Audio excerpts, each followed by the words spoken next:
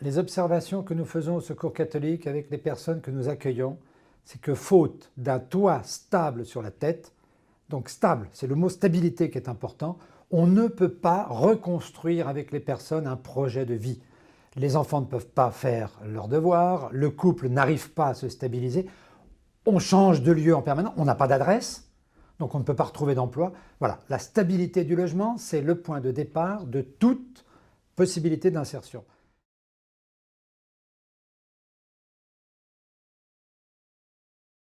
Je crois que pour aider le plus les personnes en risque d'exclusion et en risque d'expulsion, c'est l'accompagnement. C'est-à-dire qu'aujourd'hui, le logement est une dépense obligatoire. Ensuite, vous avez le problème de l'habitat indigne. Et aujourd'hui, cet habitat indigne, les gens y habitent parce qu'ils n'ont pas la possibilité de trouver d'autres logements, mais du coup, ils sont à la merci de marchands de sommeil, de gens qui veulent récupérer pour des opérations immobilières, et donc de l'expulsion. Donc le logement indigne est facteur aggravant de capacité d'expulsion. D'abord, on est une fédération qui regroupe 95% des associations qui gèrent des centres d'hébergement, donc évidemment on a un intérêt. Et puis nous savons que le logement, c'est la première chose quand on veut aider quelqu'un à se réinsérer. La première chose, c'est d'avoir un logement. Tant qu'on n'a pas d'endroit où habiter, eh bien, on ne peut pas entamer de parcours de réinsertion.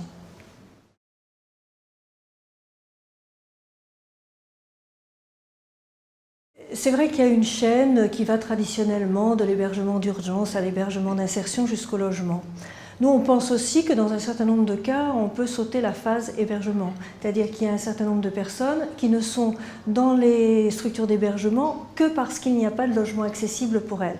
Donc si ces personnes pouvaient accéder immédiatement au logement, pour certaines d'entre elles, elles n'auraient pas besoin de passer par la case hébergement. Donc la case hébergement, elle doit être maintenue que pour les gens qui en ont véritablement besoin. Et ceux qui accèdent au logement sans passer par la case hébergement, ceux qui viennent de la rue ou ceux qui viennent de situations extrêmement difficiles, et ça j'insiste là-dessus, c'est pas seulement un problème de mur, c'est un problème d'accompagnement social.